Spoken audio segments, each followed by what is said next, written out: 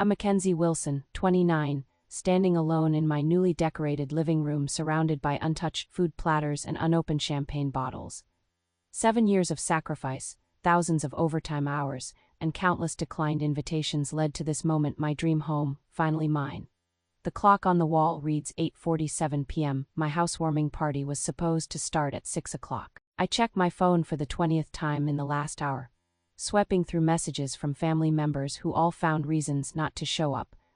Before I tell you how I ended up standing alone in my dream home with tears streaming down my face, let me know where you're watching from in the comments. Hit that subscribe button if you've ever felt abandoned by the people who should be there for your biggest moments. I grew up in Millfield, Ohio, one of those picture-perfect Midwestern towns where everyone knows your business before you do. Our house on Maple Street was the one with the perfectly manicured lawn and coordinated holiday decorations that changed with precision each season. As an only child, I learned early that in the Wilson family, appearances mattered more than emotions. My father Richard was the town's most successful accountant. His clients included everyone from the mayor to the owner of the local manufacturing plant. Dad approached parenting the same way. He approached his spreadsheets with precision, high expectations, and very little room for error. He wasn't cruel, just perpetually disappointed when I failed to meet his impossibly high standard. A 95% on a math test would be met with, "What happened to the other 5%? A second-place trophy in debate club prompted, "Second place is just the first loser, Mackenzie." Mom, Barbara, was cut from similar cloth, though her currency was social status rather than achievement. She served on every committee, hosted the most elegant dinner parties, and somehow always managed to look like she'd stepped out of a catalog. Her love came conditionally when I made her look good in front of her friends, when I wore what she wanted, when I behaved exactly as expected.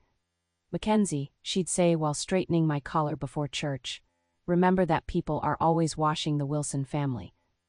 We don't give them anything to talk about." The extended family followed the same pattern. Aunt Patricia would compare my accomplishments to my cousin Jessica's at every holiday gathering. "Jessica just made the dean's list again," she'd announce, looking pointedly at me. "And she's president of her sorority." Uncle Stephen would inevitably comment on my weight or clothing choices, while his wife Aunt Margaret would interrogate me about my dating life in front of everyone. I remember my 16th birthday when I'd asked for a small party with friends. Mom had overruled me and instead threw an elaborate garden party with her friends' children, most of whom I barely knew. When I retreated to my room after an hour of awkward small talk, Mom followed me upstairs. "People drove all the way here for you," she hissed. "Stop being selfish and ungrateful." I went back downstairs and smiled through another 3 hours of a party that had nothing to do with what I wanted. Then there was my high school graduation, where Dad spent more time networking with parents than watching me give my valedictorian speech. Mom was too busy organizing the perfect graduation photos to notice I was fighting back tears when I tried to tell her how nervous I'd been about speaking. "Stand up straighter, Mackenzie," she'd said, adjusting my cap, "and smile with your teeth showing." Family gatherings were exercises in subtle competition. My cousins Brad and Tiffany would flaunt their expensive purchases and vacations, while I was criticized for being too career-focused or not settled down yet. My grandparents would give lavish gifts to my cousins' children while forgetting my birthday entirely. The Christmas when I was 22 was particularly telling. I just landed my first real marketing job after college. At dinner, I excitedly shared my news. "Marketing," Uncle Stephen had scoffed. "Is that even a real career? When are you going to do something practical like law or medicine?" My cousin Brad added, "Hope you don't mind eating ramen for the rest of your life," while everyone laughed. No one asked about my job. No one congratulated me. I developed thick skin and self-reliance out of necessity. I learned to stop sharing my dreams with family because their reactions inevitably diminished my joy. I became the family member who showed up for everyone else's celebrations while my own accomplishments went unacknowledged. College was my first taste of freedom. Moving to Boston for school meant physical distance from the constant judgment. I thrived in classes, made real friends who celebrated my successes, and discovered what it felt like to be appreciated for exactly who I was rather than who someone expected me to be. It was during my junior year that the seed of homeownership first took root in my mind. My roommate Alicia and I were sitting in our cramped dorm room, surrounded by textbooks during finals week. "I can't wait to have my own place someday," I'd said, looking around at the institutional walls we couldn't even put holes in. a place that's truly mine that no one can take away. Like what? Alicia had asked. I surprised myself with how detailed my answer was. A craftsman-style house with a porch, built-ins and character, enough yard for a garden but not so much that I'm mowing all weekend. A kitchen where I can actually cook. And most importantly, a place where I make the rules. Alicia had laughed. You've really thought about this, haven't you? I hadn't realized until that moment just how much I had. A home of my own represented everything I'd never had growing up: autonomy, security, and a space where I was enough exactly as I was. When I called home that night to tell my parents about my dream, Dad had immediately launched into a lecture about the impracticality of homeownership for someone my age. You need to focus on building your career first, he'd said. Besides, with the housing market the way it is, you'll never be able to afford anything decent in a major city. Mom had added, why would you want all that responsibility anyway, sweetie? Renting is much more practical for a single girl. That conversation crystallized something for me. Their lack of faith in my dreams became the fuel that would drive me forward. I made a promise to myself that day. I would prove them wrong. The day after my college graduation, while most of my classmates were sleeping off hangovers or enjoying celebratory brunches with their families, I was interviewing for an entry-level marketing position at Digital Sphere, a growing tech company in downtown Boston. My parents had left immediately after the ceremony, citing Dad's early meeting the next day. They hadn't even stayed for dinner. We're very proud, Mom had said mechanically while checking her watch. But traffic will be a nightmare if we don't leave now. I walked into that interview with a determination born from years of seeking approval I'd never receive. 2 days later, I got the job: marketing coordinator with a starting salary of $42,000. Not great for Boston, but a foot in the door. My first apartment was a converted warehouse space in Allston that I shared with 3 other girls. My bedroom was essentially a partitioned corner of the living room that barely fit a twin mattress and a small dresser. The rent still took nearly half my monthly income. Every morning, I'd wake up at 5:30 a.m. to avoid the bathroom scheduling conflicts with my roommate. I'd make a week's worth of lunches every Sunday, usually some variation of rice, beans, and whatever vegetables were on sale. Dinner was often the same. I deleted food delivery apps from my phone to avoid temptation and calculated that every take-out meal avoided was another $20-30 toward my house fund. While my coworkers went out for happy hours and weekend brunches, I declined with various excuses.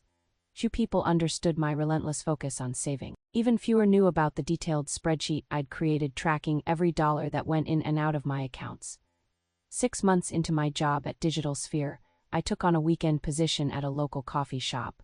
20 hours of making lattes and cleaning tables added about $800 a month to my savings after taxes.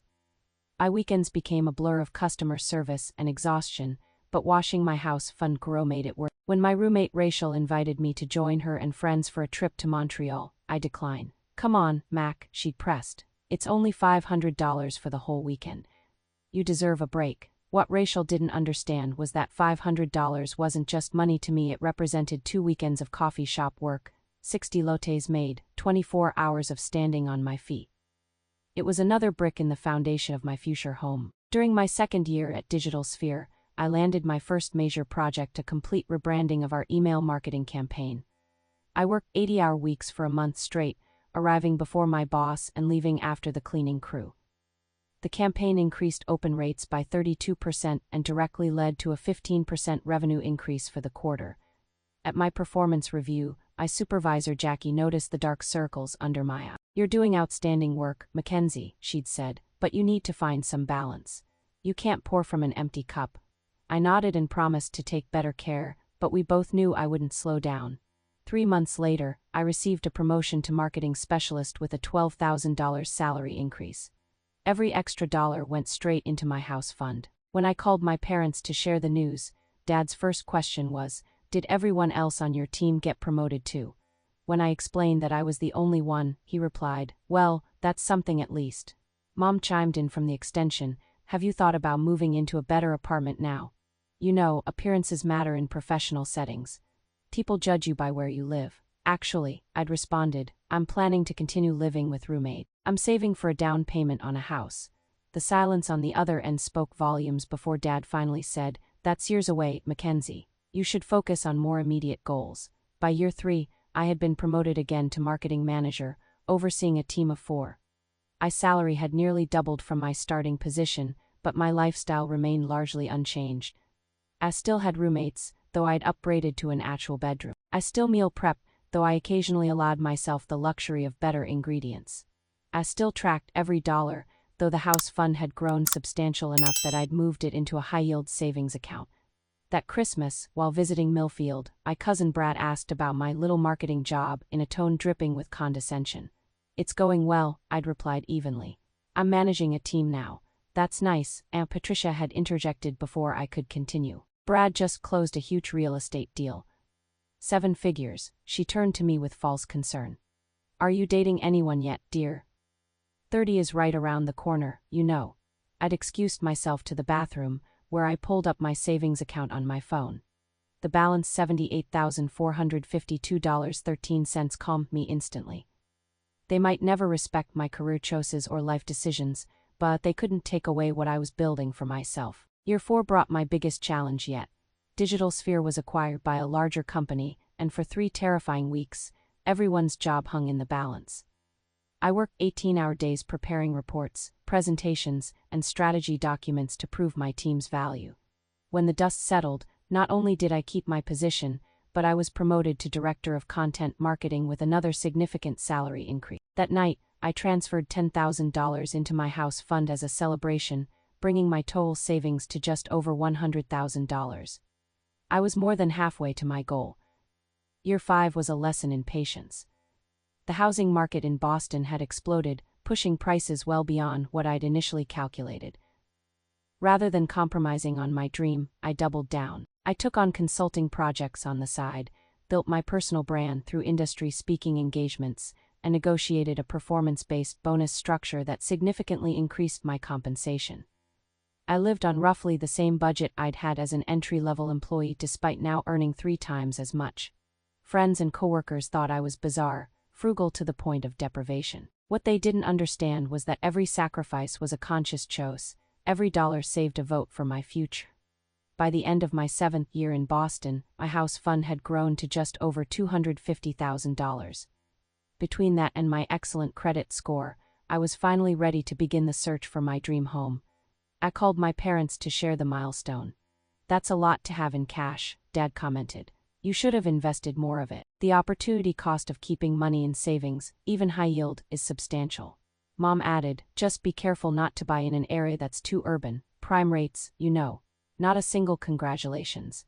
Not one acknowledgement of the years of sacrifice and discipline it had taken to reach this point. That night, I made a decision that should have been obvious years ago. This house, this achievement, was for me alone. I didn't need their approval. I didn't need their validation. And maybe, just maybe, I didn't need them at my housewarming party either. But old habits die hard, and some childish part of me still hoped that a tangible achievement like homeownership would finally earn their respect. So despite my better judgment, I added their names to the invite list I was beginning to compile. My house hunting journey began on a rainy Tuesday in April. I'd taken the day off work to meet with Jessica Morales, a realtor who specialized in first-time homebuyers. We met at a coffee shop near my office, and I immediately liked her straightforward approach. "What's your absolute must-have list?" she asked after I'd gone through my preferences. "Character, a good kitchen, a small yard, and a neighborhood where I can walk to at least a few things," I replied. "And it has to feel like home." Jessica had smiled. "That last one is the hardest to find but the most important. Don't worry, we'll know it when we see it." Over the next 3 weekends, we viewed 17 properties. Some were beautiful but soulless. Others had character but needed more work than I was willing to take on. A few were in perfect neighborhoods but way beyond my budget. After each viewing, I'd call my mom out of habit, describing the properties and seeking some kind of maternal excitement. The Victorian had original hardwood floors, Mom, and built-in bookshelves in the study. "Victorians are so drafty, Mackenzie," she replied, "and the maintenance costs will eat you alive." When I found a craftsman bungalow with a gorgeous kitchen, Dad chimed in with, "That neighborhood is going to lose value over the next decade. The school district is declining." I wasn't planning to have children anytime soon, if ever, but pointing this out would only lead to another conversation about my biological clock. By the 6th weekend, frustration was setting in. Jessica sensed my disappointment after we left a promising-looking colonial that turned out to have serious foundation issues. "Finding the right house is like dating," she said as we drove to the next property. You have to kiss a lot of frogs. The next house, a mid-century modern with an updated kitchen, seemed promising until we discovered it was directly under a flight path, with planes roaring overhead every few minutes. When I called my parents that evening, Mom asked, "Have you considered just renting a nice condo instead? Homeownership isn't all it's cracked up to be." "I've been working toward this for 7 years, Mom," I'd replied, trying to keep frustration out of my voice. "I'm not giving up now." "Well, don't say I didn't warn you when you're stuck with a money pit," she'd sniffed. 2 months and 29 viewings later, I was beginning to wonder if my dream house existed. Jessica and I had expanded our search to include neighboring towns, but nothing felt right. Then came the house on Laurel Street. It wasn't even officially on the market yet. Jessica had heard about it through her network and managed to get us in for a preview. From the moment I walked up the front path, something felt different. The house was a 1930s Craftsman with a deep front porch supported by tapered columns. The door was painted a deep teal that somehow looked both classic and contemporary. Inside, original hardwood floors gleamed under the natural light that poured through large windows. The living room featured a brick fireplace flanked by built-in bookshelves. The dining room had a charming window seat, and the kitchen completely renovated with quartz countertops and professional-grade appliances while still honoring the home's character. I walked through each room in a daze, mentally placing my furniture, imagining waking up in the primary bedroom with its bay window, picturing dinner parties in the dining room, envisioning myself reading by the fireplace on winter evenings. The backyard was modest but perfect enough space for a small garden and patio, bordered by mature trees that provided privacy and shade. A detached garage had been converted into a perfect home office space. Standing in what would become my office, I turned to Jessica with tears in my eyes. "This is it," I whispered. "This is my home." Jessica squeezed my arm. "I knew you'd recognize it when you found it." We submitted an offer that evening slightly above asking price with a personal letter to the sellers explaining why I loved their home and how I planned to cherish it. 2 agonizing days later, Jessica called. "They accepted," she practically screamed into the phone. "The house is yours, Mackenzie." I sank onto my bed, overwhelmed with emotion. 7 years of sacrifice had finally materialized into the home of my dreams. My hands shook as I dialed my parents' number, imagining their surprise and finally, their pride. "Dad, Mom," I said when they answered, barely containing my excitement. My offer was accepted. I got the house. A pause, then Dad's measured voice. "What was the final price? Hope you didn't over..." "The market's so volatile right now," Mom added. "Did you get a good inspection? You know people are waiving inspections these days, which is just asking for trouble." Not a single congratulations. Not a moment of shared joy. Just concern that I'd made a mistake. "It's a beautiful Craftsman on Laurel Street," I continued, ignoring their comments. "It has everything I wanted: character, a great kitchen, a yard, even an office space." "Laurel Street," Mom's voice sharpened. "Isn't that near the commercial district? You'll have noise and parking issues." I ended the call shortly after, promising to send pictures but knowing they wouldn't really see what I saw. This pattern was so familiar it almost didn't hurt anymore. Almost. The closing process was a blur of paperwork, inspections, and anxiety. I sat alone at the closing table, signing document after document, wishing I had someone beside me to share knowing glances with or celebrate with afterward. When the seller's agent handed me the keys, she smiled warmly. "Congratulations, homeowner," she said. "This is a big moment." I clutched the keys, their weight substantial and reassuring in my palm. "Yes," I replied. "It really is." That evening, I walked through my empty house, my house alone. My footsteps echoed on the hardwood floors as I moved from room to room, planning and dreaming. In the kitchen, I uncorked a bottle of champagne I'd brought for the occasion and poured a single glass. To home, I toasted aloud, my voice bouncing off the empty walls. In that moment, despite being alone, I felt a profound sense of achievement. This space was mine, earned through years of determination and discipline. No one could take it away. No one could diminish its value. Standing in what would become my living room, I made a decision. I would host a housewarming party and invite my family.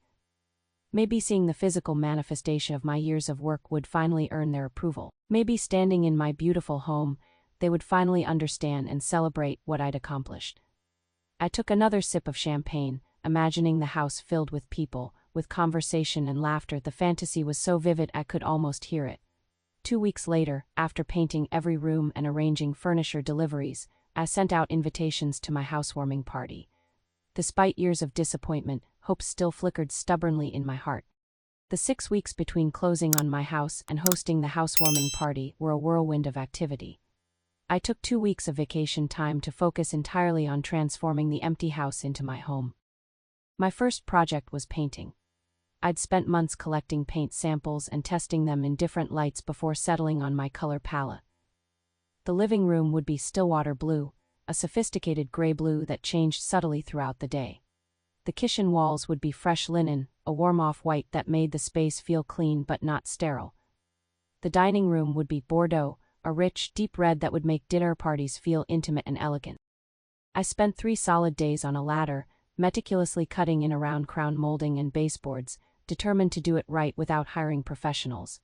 By the end of each day, my arms ached and my hair was speckled with paint, but seeing the transformation was worth every sore muscle. Furniture deliveries came in stages. First, the essentials: my bed, a sofa, a dining table with chairs. Then came the pieces I'd been collecting for years, waiting for this very moment: a vintage record player console I'd refinished myself, an artisan-made coffee table I'd purchased at a craft fair, bookshelves that would finally hold my collection properly rather than in stacked milk crates. My friend Alicia flew in from Chicago to help for a weekend, and together we hung curtains, arranged furniture, and debated the perfect placement for art. When we finally hung my prized possession, an original painting by a local Boston artist that I'd purchased with my first bonus, Alicia stepped back and whistled. "Mac, this place is magazine-worthy," she said. "You've created something really special here."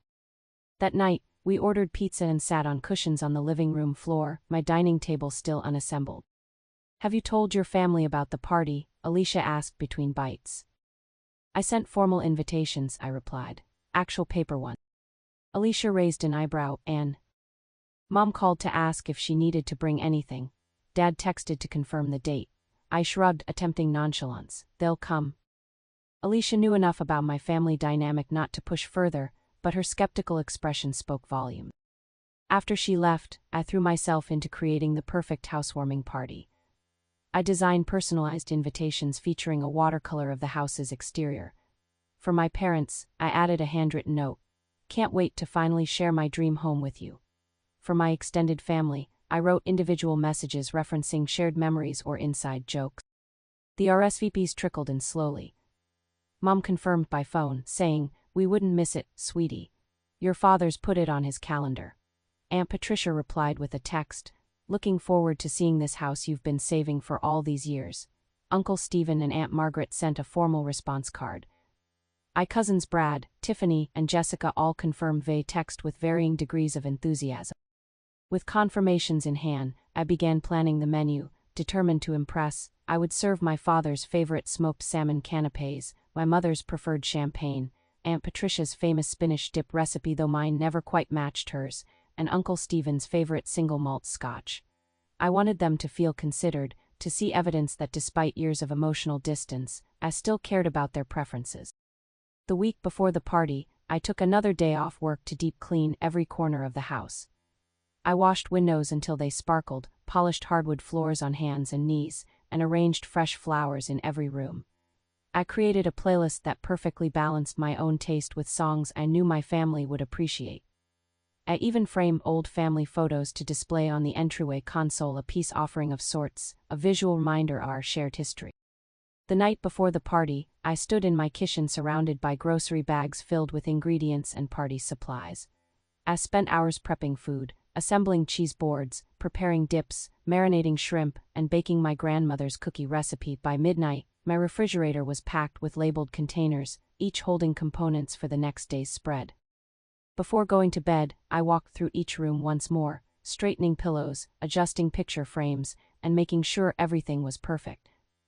In my bedroom, I laid out the outfit I'd carefully selected: a navy blue dress that was professional but not stuffy, with a necklace Mom had given me for my 25th birthday. A peace offering of my own.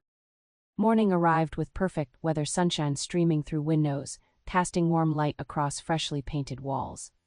I spent the day in a flurry of final preparations, arranging food on serving platters, chilling champagne, placing fresh flowers in the guest bathroom, lighting candles that filled the house with a subtle vanilla scent. By 5:30 p.m., everything was ready. The dining table was a magazine-worthy display of appetizers and drinks. The house looked better than I could have imagined, every detail considered and perfected. I'd even created a little welcome station in the entryway with a Wilson family sign and a basket of house slippers for guests. I showered and dressed, applied makeup with unusual care, and spritzed on my special occasion perfume. Standing before the mirror, I barely recognized myself. Bon was the exhausted workaholic who'd sacrificed nights and weekends for years. In her place stood a homeowner, a woman who'd achieved something significant through her own determination. For perhaps the first time in my life, I felt genuinely proud of myself without needing external validation. At 5:55 p.m., I descended the stairs, did one final sweep of each room, and positioned myself near the front door. The first guests were due in 5 minutes. My heart hammered with anticipation as I straightened a cushion and checked my phone. No messages. They're probably just running a few minutes late, I reassured myself aloud, the sound of my voice strange in the silent house. The clock on the mantel ticked steadily forward. 6:15 p.m. No arrivals, no messages. 6:30 p.m., the ice in the champagne bucket had begun to melt, dripping condensation onto my carefully polished sideboard. I sent a group text, "House is ready, can't wait to see everyone soon." 6:45 p.m., I poured myself a glass of champagne, trying to quell the growing knot of anxiety in my stomach. Then my phone chimed with the first message. The first message came from Mom at 6:48 p.m., "So sorry sweetie, terrible migraine came on suddenly. Your father says to congratulate you, but we won't be able to make it tonight. Send pictures." I stared at the screen, a cold sensation spreading through my chest. My mother rarely got migraines. When she did, they didn't come on suddenly, she always had aura symptoms hours beforehand. Before I could process this, another message appeared, this time from Aunt Patricia. "Mackenzie dear, so disappointed but we can't make it. Thomas Uncle Stephen threw his back out this morning. Wishing you all the best with your new place. Uncle Stephen with a conveniently timed back injury. The same Uncle Stephen who played 18 holes of golf every Saturday without fail." My phone chimed again, "Cousin Brad, car trouble, can't make it, congrats on the house though." Then Cousin Tiffany, sudden deadline at work, have to pass on tonight, rain check. Cousin Jessica, Sophia her daughter running a fever, can't make it, sorry. The messages continued to arrive, one after another, each bearing a different excuse but the same result, no one was coming.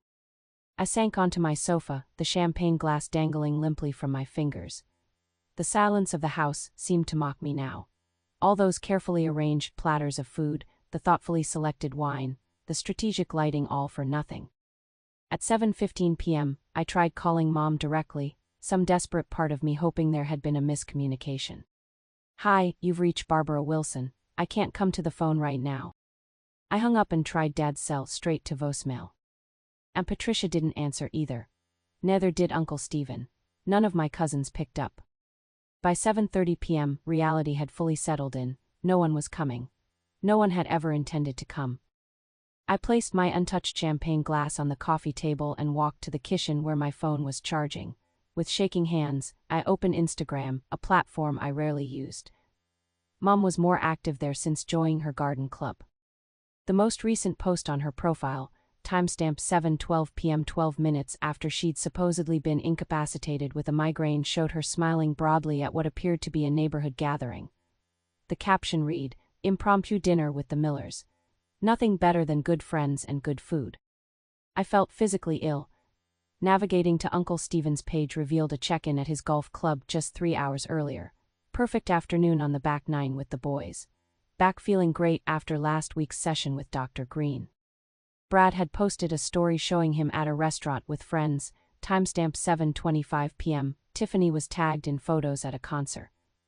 Jessica's Instagram showed her an apparently healthy daughter at a playground, posted at 6:30 p.m. with the caption, "Evening adventures with my girl." They hadn't just declined my invitation. They had actively lied about why they couldn't come. I walked slowly back to my dining room and stood before the elaborate spread of food that would now go uneaten. The salmon canapes I'd made especially for Dad. The expensive champagne Mom preferred. The homemade spinach dip that would never be compared unfavorably to Aunt Patricia's version. Something inside me broke. Not quietly or gracefully, but with the force of a dam giving way after years of pressure. I sank to the kitchen floor, my carefully applied makeup now streaming down my face, and sobbed with the kind of abandon I hadn't allowed myself since childhood. Years of seeking approval, of making myself smaller to fit their expectations, of swallowing disappointment when they couldn't celebrate my successes, it all came pouring out in heaving, ugly cries that echoed through my empty house. My beautiful, perfect, empty house. For nearly an hour, I sat there, back against the kitchen island, surrounded by evidence of my hopeful preparations. When the tears finally subsided, a strange clarity began to take its place. I pulled myself up, caught my reflection in the mirrored backsplash, mascara streaked down my cheeks, eyes puffy and red, and realized I didn't recognize the woman staring back. Who was this person who still, after years of consistent disappointment, sought validation from people who had proven repeatedly they would never give it? Who was this woman who had achieved something remarkable through her own determination and discipline, yet still measured its worth by whether others acknowledged it? I grabbed a paper towel, wiped my face, and spoke aloud to my reflection. They're not coming, Mackenzie. They were never going to come. The truth of this statement settled over me like a heavy blanket. Not just that they hadn't shown up tonight, but that they had never truly shown up for me in any way that mattered. I pulled out my phone, opened the family group text, and began typing a message before stopping myself. What would be the point? No explanation they could offer would change the pattern of our relationship. No apology would erase years of conditional love and missed celebrations. Instead, I took a deep breath and deleted the draft. Then I opened my camera, took a selfie of my tear-streaked face against the backdrop of my empty party, and saved it to my private album, not to share, but to remember this moment when the truth finally became undeniable. I walked to the bathroom, washed my face, and looked at myself again. This is still your home, I told my reflection. This is still your achievement. Their absence doesn't diminish what you've built. The words felt hollow, but I repeated them anyway, hoping repetition might eventually make them feel true. Back in the kitchen, I mechanically began covering food trays with plastic wrap, telling myself I could freeze some items and take others to the office tomorrow. The motions were therapeutic in their ordinariness. Wrap, label, refrigerate. A simple algorithm to follow when everything else felt chaotic. The doorbell's sudden ring sent my heart racing again. For one irrational moment, I thought perhaps they had all arrived together, delayed but present. I quickly smoothed my hair, wept my eyes, and moved toward the door, that stubborn hope flickering once more. The doorbell rang a second time as I approached the front door. Through the frosted glass panels, I could make out a single silhouette, definitely not my entire family arriving en masse as my irrational hope had suggested. I opened the door to find Jessica, my realtor, holding a bottle of wine and wearing a concerned expression. "Hey there," she said, her smile shifting to surprise as she took in my appearance. "Whoa, Mackenzie, are you okay?" I tried to paste on a smile but failed miserably. "Not really." Jessica's brow furrowed. "I was just stopping by to drop off this housewarming gift and see how the party was going, but..." She peered past me into the conspicuously quiet house.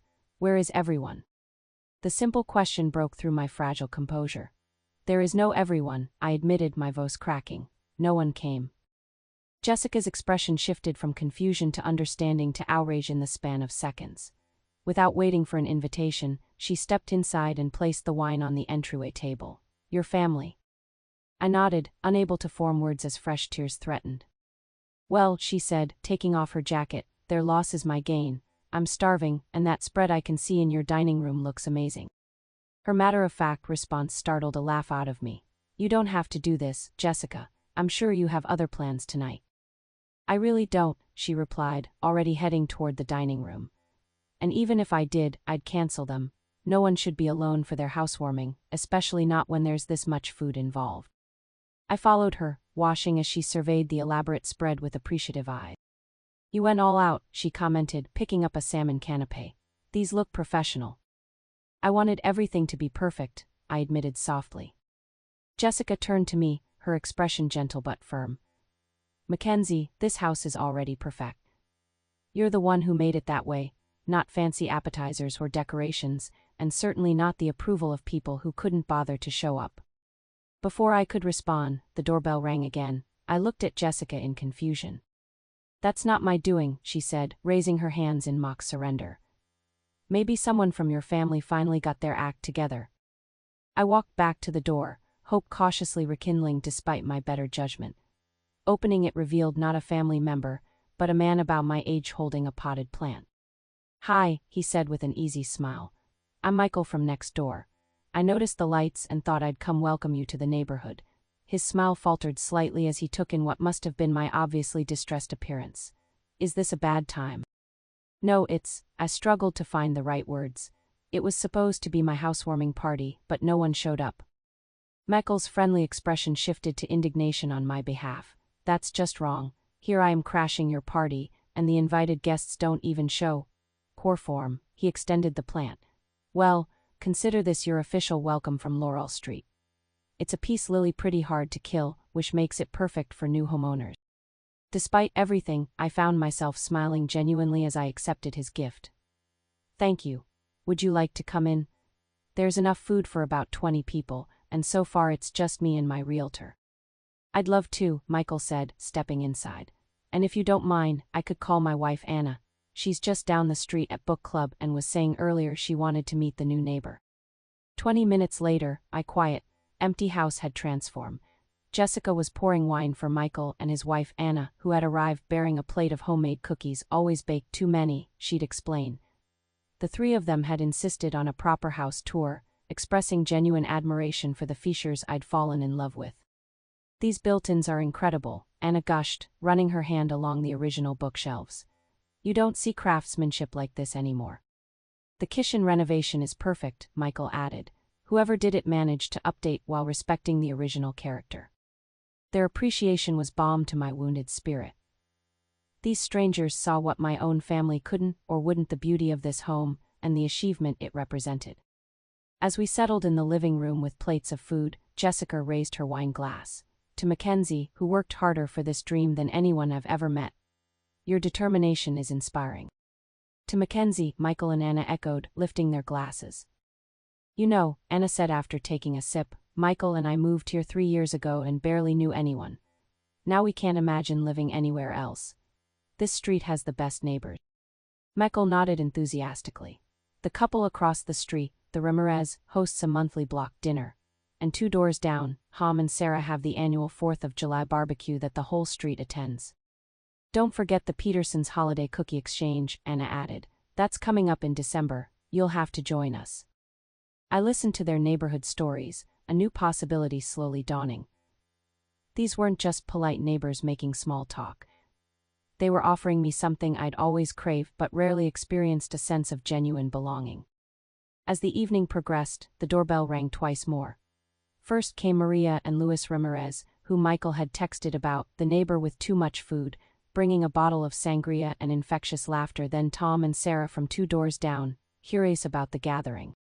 By 9 o'clock, my living room was filled with conversation and warmth. These strangers turned guests move through my home with easy comfort, admiring details I'd carefully selected, asking questions about my journey to homeownership, and sharing their own stories without a hint of judgment or competition. Jessica caught my eye across the room and raised her glass in a silent toast. I smiled back, a genuine smile that reached my eyes for the first time that evening. When Maria asked about my family, I hesitated, unsure how to explain the situation without sounding pitiful. "They couldn't make it tonight," I managed.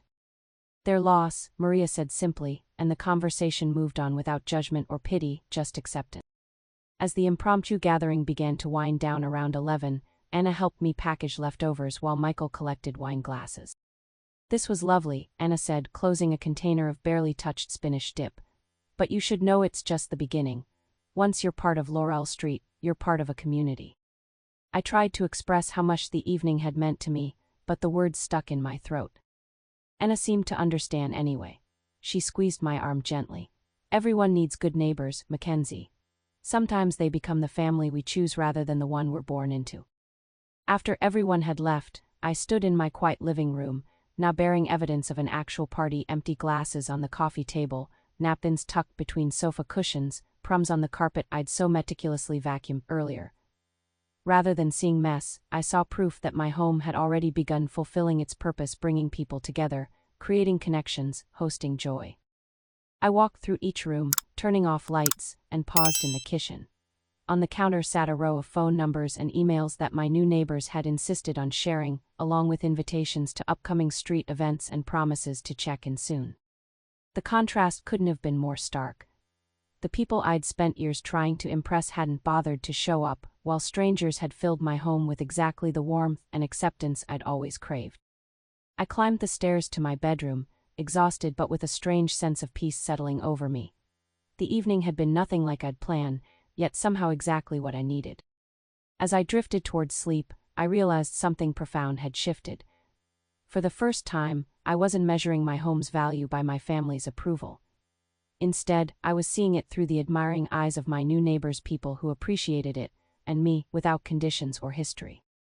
My last thought before sleep claimed me was both liberating and bittersweet. Maybe the family I needed had been waiting for me all along, just not in the place I'd been looking. The morning after my failed-turn impromptu housewarming, I woke to sunlight streaming through my bedroom window. For a moment, the events of the previous evening seemed like a bad dream. Then reality settled in, bringing with it an unexpected clarity. I reached for my phone, noticing several new messages. Not from my family, they remained conspicuously silent, but from my new neighbors. Anna had sent a text thanking me for a lovely evening, with a reminder about their blocked dinner the following weekend. Michael had shared a list of local service providers, the good plumber, not the expensive one, and the handyman who actually shows up when promised. Jessica had sent a simple message, "You okay? Call if you need anything."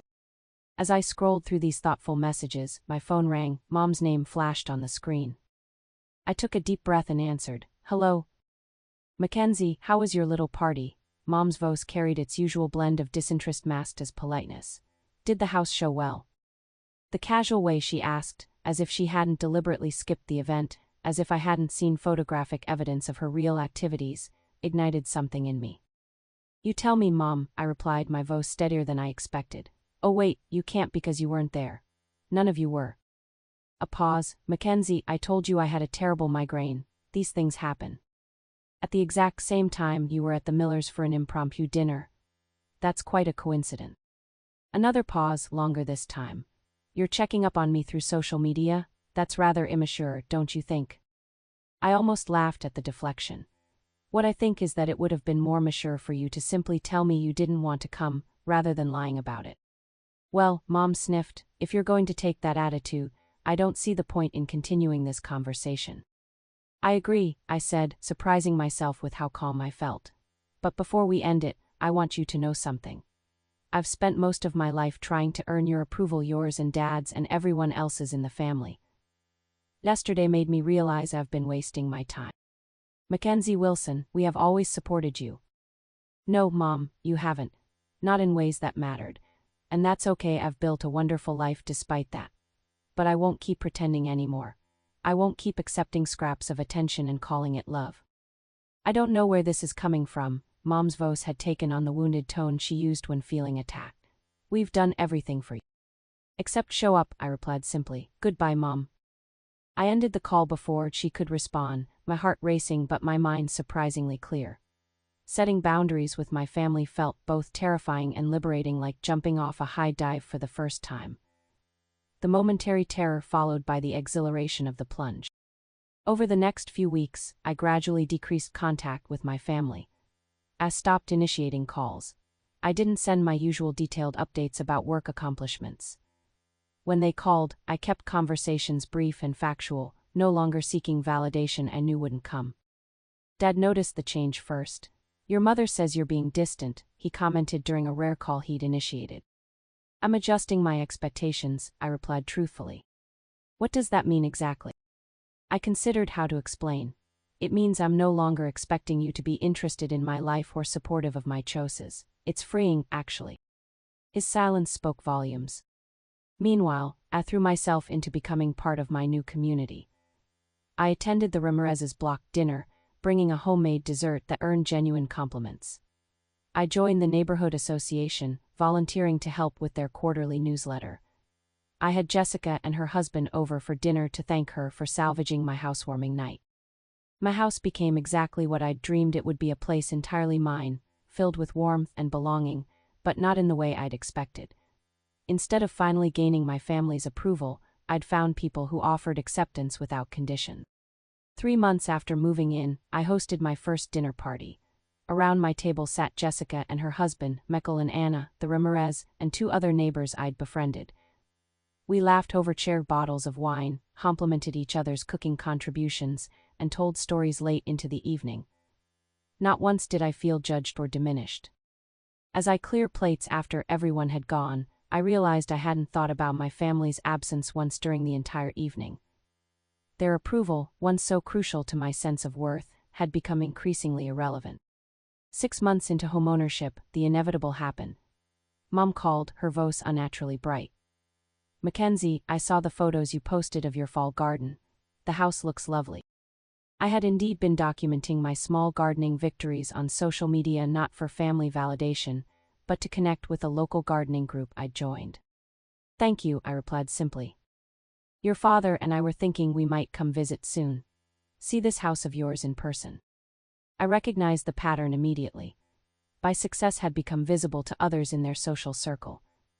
Now they wanted to claim association. "That would be nice," I said without enthusiasm. "Let me know when you're thinking of coming."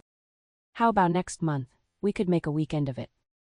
We set a date, and I spent the weeks leading up to their visit in a strange emotional limbo.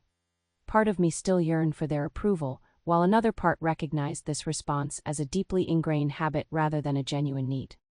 When they finally arrived, the dynamic was noticeably different. I welcomed them politely but didn't anxiously seek their validation.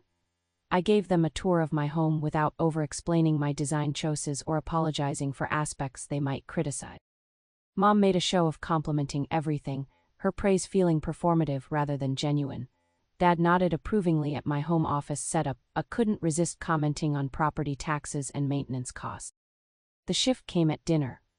I'd invited Michael and Anna to join us, partly as a buffer and partly because I genuinely wanted my parents to meet the people who had become important in my life. As Anna shared stories about our neighborhood events and Michael talked about the community garden project we'd both volunteered for, I watched my parents' expressions shift from polite interest to something like confusion. "You've certainly become involved in the community quickly," Mom observed during dessert, her tone suggesting this was somehow unusual. "Good neighbors make all the difference," I replied, exchanging a warm glance with Michael and Anna. After my neighbors left, Mom asked directly, "Are you dating Michael? Is that what this neighbor friendship is about?" I laughed genuinely. "Mom, Michael is happily married to Anna. They're my friends, part of the community I've built here." "Community," she repeated, as if testing an unfamiliar word. "Yes, community, people who show up for each other, who celebrate successes and help through difficulty." The pointed comment landed as intended. Dad shifted uncomfortably in his seat while Mom busied herself rearranging her nap. Their visit ended without drama but also without the reconciliation they might have expected. I hugged them goodbye with the knowledge that our relationship had fundamentally changed, not broken, but transformed into something with clearer boundaries and more honest expectations. As the months passed, I continued building my life around genuine connections rather than obligatory ones. I hosted holiday gatherings for friends who had nowhere else to go. I joined a local mentorship program, guiding young women interested in marketing careers. I cultivated a home and life that reflected my values rather than someone else's expectations. 1 year after moving in, I hosted an anniversary party, not a housewarming redo, but a celebration of the life I'd created in this space. I sent invitations to my family without expectations, and while a few cousins made appearances, my parents declined with an excuse. This time, their absence didn't devastate me. My home was full of people who had chosen to be there, who had shown up consistently throughout the year, who knew me and valued me for exactly who I was. Standing in my kitchen watching Jessica debate favorite books with Michael while Anna taught Maria her grandmother's empanada recipe, I felt a profound sense of peace. The path to belonging hadn't led where I'd expected, but it had led exactly where I needed to go. Later that night, after everyone had gone, I walked through my home, no longer new but thoroughly lived in.